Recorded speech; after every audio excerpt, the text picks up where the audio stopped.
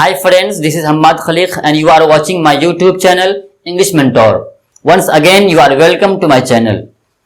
दोस्तों, parts of speech चूंकि काफी लंबा टॉपिक है इसलिए मैंने इसको दो भाग में डिवाइड किया है। एक है पार्ट 1 और दूसरा है पार्ट 2। पार्ट 1 में मैंने डिस्कस किया था नाउन, प्रोनाउन, एडजेक्टिव और वर्ब के बारे में। उम्मीद है कि आपने पार्ट 1 देख लिया होगा। अगर आपने अभी तक नहीं देखा है तो पार्ट 1 का लिंक इस वीडियो के डिस्क्रिप्शन में मौजूद है। पहले आप पार्ट 1 देख लें ताकि पार्ट 2 आपको सही ढंग से समझ में आ सके। तो आइए दोस्तों, आज हम शुरू करते हैं पार्ट ऑफ स्पीच का पार्ट 2, जिसमें हम बात करेंगे एडवर्ब के बारे में, उसके बाद प्रीपोजिशन, फिर कंजंक्शन, उसके बाद हम बात करेंगे इंटरजेक्शन के बारे में। तो आइए दोस्तों, सबसे पहले हम शुरू करते हैं एडवर्ब से। हमारा अगला पार्ट ऑफ स्पीच है adverb. An adverb is a word used to add something to the meaning of a verb, an adjective or another adverb. इसको हिंदी में इस तरह हम डिफाइन करेंगे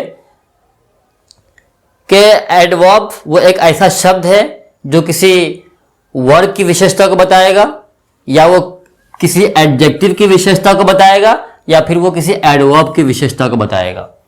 एडजेक्टिव के डेफिनेशन में मैंने आपको बताया था कि एडजेक्टिव वो होता है जो नाउन या प्रोनाउन की विशेषता को बताएगा, नाउन या प्रोनाउन के मीनिंग को बढ़ाएगा। यहां पर लेकिन दूसरा है, एडवर्ब जो होता है वो या तो वर्ब के मीनिंग को बढ़ाएगा, या उसके विशेषता को बताएगा, उसकी खासियत को बताएगा, या फिर वो किसी एडजेक्टिव के मीनिंग को बढ़ाएगा या उसकी विशेषता को बताएगा, या फिर वो किसी अनदर एडवर्ब, कोई दूसरा, अगर उसी सेंटेंस में कोई दूसरा एडवर्ब एक और आ गया तो उसके मीनिंग को भी ये बढ़ा सकता है। कौन? एडवर्ब।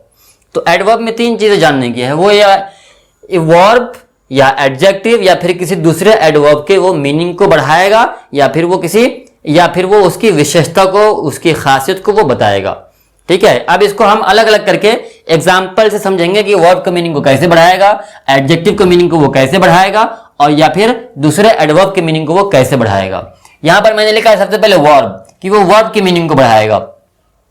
एडवर्ब जो होता है वो वर्ब की मीनिंग को बढ़ाता है। ठीक है, वर्ब तो आपने समझ लिया है।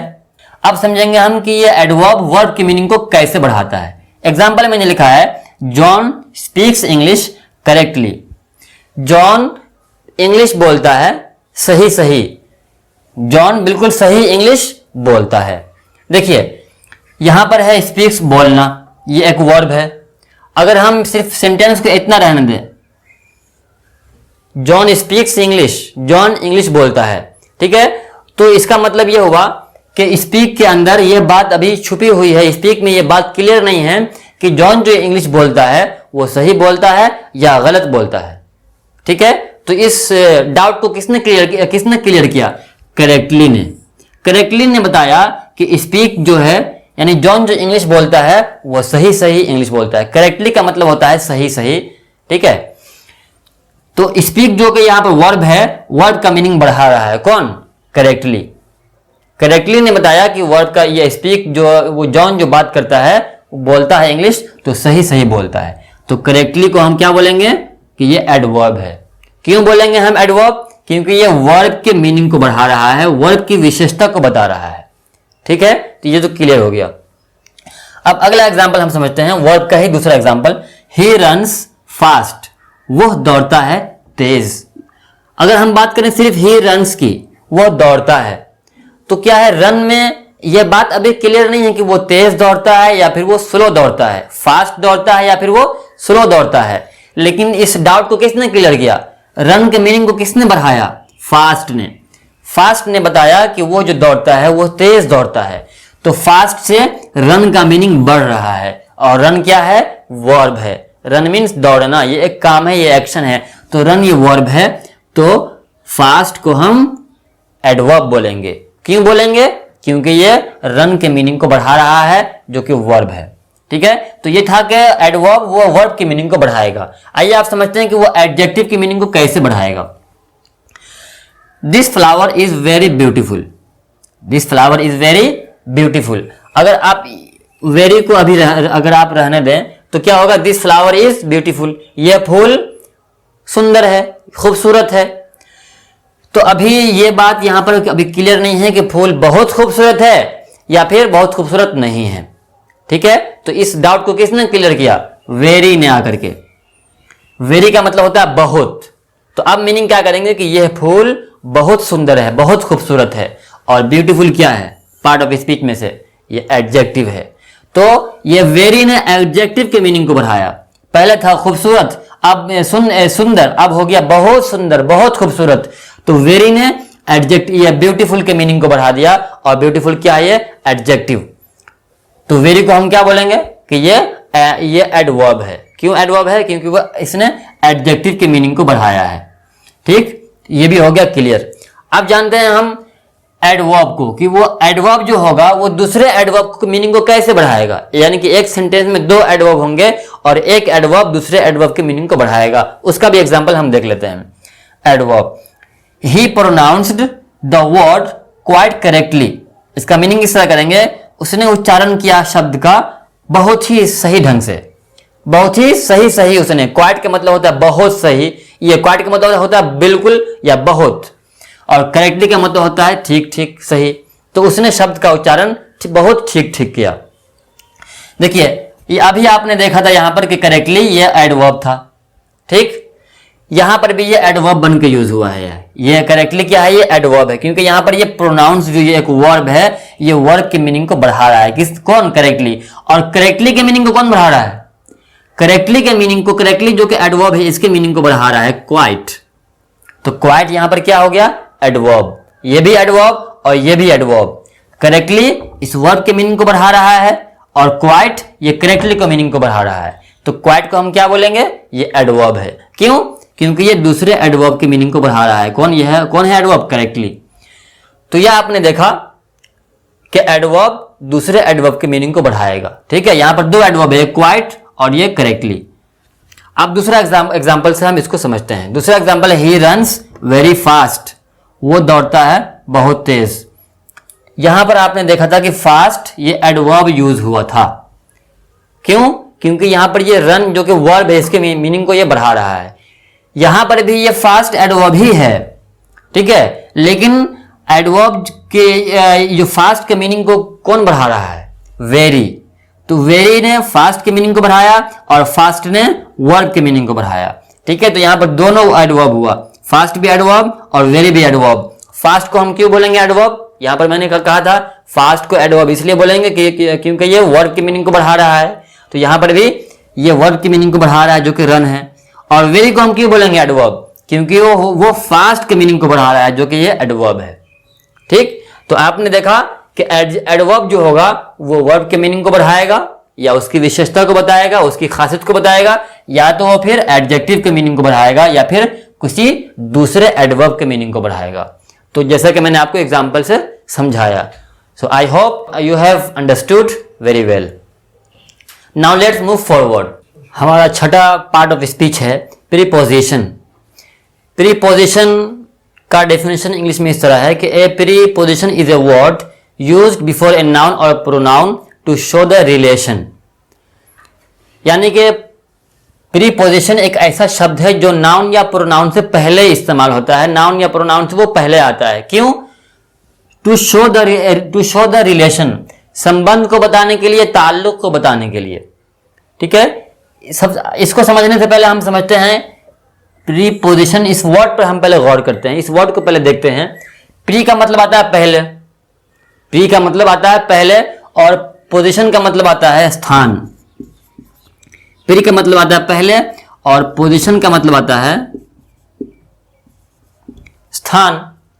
तो इसका इस वर्ड में, इसी प्रीपोजिशन जो एक वर्ड है, इस वर्ड में इसका डेफिनेशन छुपा हुआ है। वो ये है कि नाउन या प्रोनाउन से पहले ही आएगा। कौन?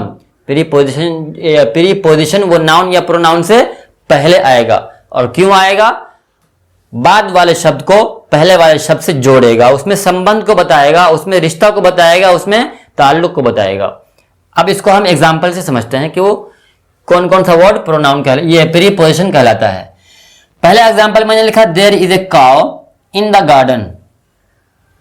एक गाय है बागीचे में, एक गाय है गार्डन में। यहां पर देखिए प्रीपोजिशन ये इन है, जिसको मैंने अंडरलाइन किया हुआ है, इन है। अब आपको देखना है क्या ये नाउन या प्रोनाउन से पहले आया है। हाँ बिल्कुल, यहाँ पर गार्डन से पहले आया है और गार्डन क्या है, ये नाउन है, तो ये नाउन से पहले आया। ठीक, और इन जो है वो गार्डन में, द गार्डन में और देयर इज ए काउ, इन दोनों में संबंध को भी बता रहा है, इसमें रिश्ते को भी बता रहा है कि गाय जो है वो गार्डन में है। तो इसने दोनों काम किया, नाउन से भी पहले ये आया और दोनों शब्दों में इसने संबंध को भी बताया। तो इनको हम बोलेंगे कि ये प्रीपोजिशन है। आइए दूसरा एग्जांपल देखते हैं। The boy is fond of music, लड़का म्यूजिक का शौकीन है, लड़का म्यूजिक का शौकीन है, उसका दिलदादा है, उसका म्यूजिक का शौकीन है। यहां पर देखिए ऑफ, ये है प्रीपोजिशन। अब आपको देखना है कि ये नाउन से पहले आया है या फिर प्रोनाउन से पहले आया है। यहां पर ये नाउन से पहले आया है। प्रीपोजिशन को पहचानने का ये एक अच्छा ट्रिक है कि उसको आपको देखना है कि वो नाउन या प्रोनाउन से पहले आया है या नहीं। नाउन या प्रोनाउन से पहले आएगा तो उसको हम प्रीपोजिशन बोलेंगे। ठीक है, तो यहां पर ये नाउन से पहले आया है। और ऑफ जो है ये द बॉय इज फाउंड, या ये बॉय में और म्यूजिक में जो रिश्ता है, जो संबंध है, उसको भी ये बता रहा है कि लड़का म्यूजिक का शौकीन है। तो ये ऑफ को भी हम बोलेंगे कि ये प्रीपोजिशन है। अगला एग्जांपल है he is sitting under the tree, वह बैठा हुआ है पेड़ के नीचे, पेड़ के नीचे। तो अंडर जो है ये प्रीपोजिशन है। क्यों है ये प्रीपोजिशन? क्योंकि ये ट्री में और ही में जो संबंध है कि वो बैठा हुआ है, कहां बैठा हुआ है, पेड़ के नीचे। तो अंडर ने संबंध को बताया कि वो पेड़ के ऊपर नहीं है, ऑन द ट्री नहीं है, ठीक है, बल्कि वो अंडर द ट्री है। तो अंडर ने ये ट्री को और ही इस सिटिंग को जोड़ दिया, उसको संबंध को ये बताया, उसके रिश्तों को ये बताया, इसलिए ये प्रीपोजिशन है। और देखिए ये नाउन से भी पहले आया है, इसलिए ये प्रीपोजिशन इसको बोलेंगे, अंडर को। अगला एग्जांपल देखिए, ही गैव 5 रुपीज टू मी, उसने दिया 5 रुपया मुझे, उसने दिया 5 रुपया मुझे। यहां पर देखिए टू है प्रीपोजिशन, ठीक है। अब आपको देखना है यहां पर कि ये नाउन से पहले आया है या प्रोनाउन से पहले आया है। ऊपर आपने देखा था कि वो बिफोर नाउन और प्रोनाउन, यानी कि वो नाउन से पहले आएगा या प्रोनाउन से पहले आएगा। यहां पर देखिए यहां पर वो प्रोनाउन से पहले आया है। मी ये प्रोनाउन है और उस प्रोनाउन से पहले क्या आया है, टू। तो टू को हम कहेंगे कि ये प्रीपोजिशन है, ठीक है। और ये संबंध को भी बता रहा है कि उसने 5 रुपया दिया, किसको दिया, मी, मुझे दिया।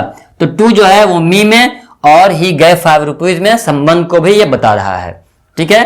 तो इसको हम बोलेंगे कि ये प्रीपोजिशन है। प्रीपोजिशन क्या है कि और भी बहुत सारा वर्ड है प्रीपोजिशन। एक बात यहां पर आप ध्यान में रखिएगा कि एक ही वर्ड कभी वो प्रीपोजिशन भी बन सकता है, कभी वो नाउन भी बन सकता है, कभी वो प्रोनाउन भी बन सकता है, ठीक है, और कभी वो एडजेक्टिव भी बन सकता है। तो उसका क्या है, हम उसका फंक्शन देखेंगे कि वो काम यहां पर क्या कर रहा है। तो काम के हिसाब से उसको हम पार्ट ऑफ स्पीच तय करेंगे, ठीक है।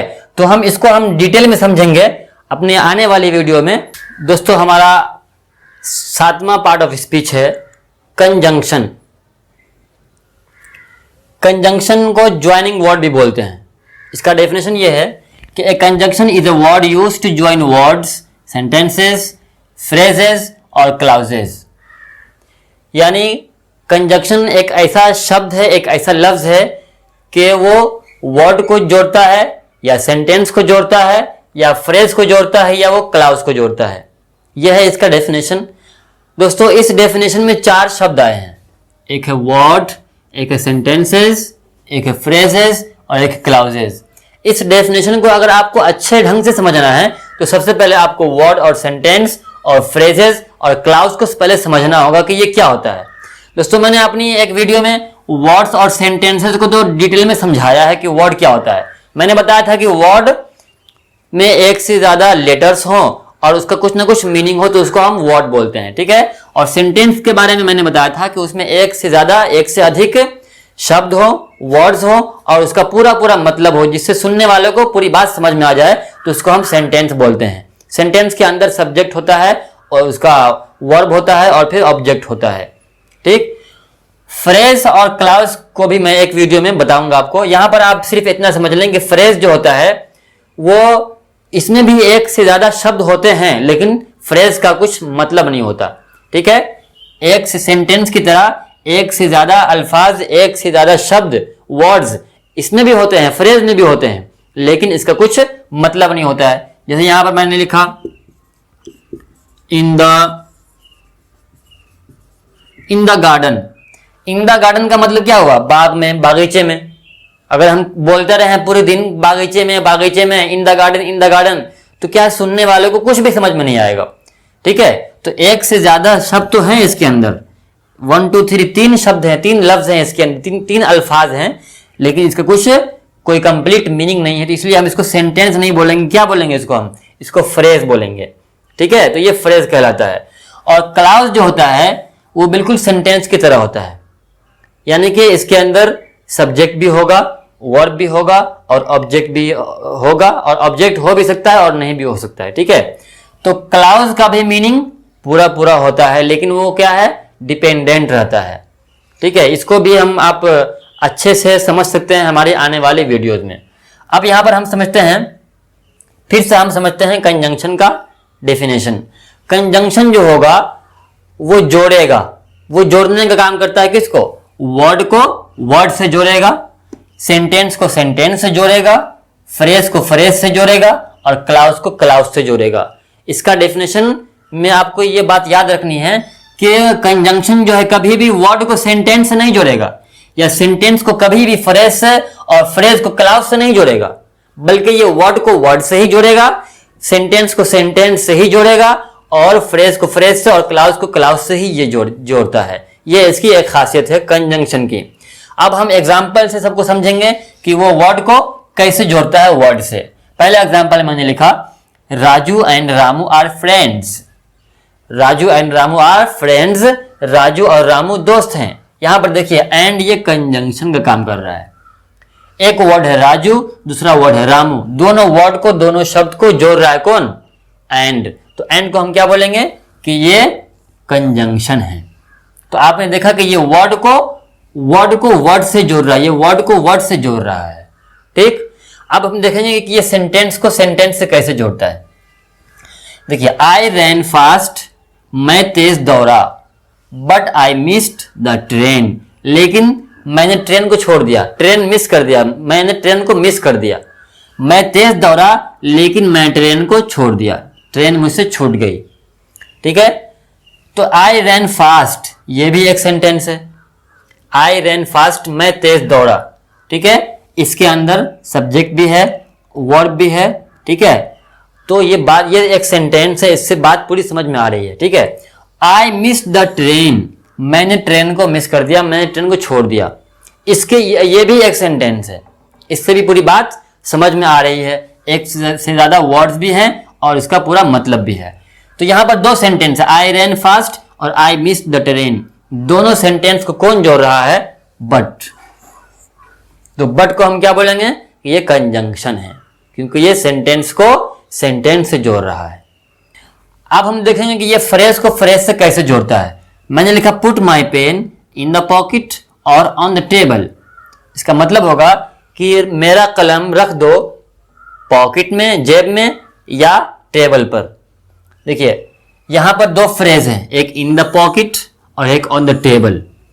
मेरा कलम रख दो या तो पॉकेट में रख दो या फिर टेबल पर रख दो।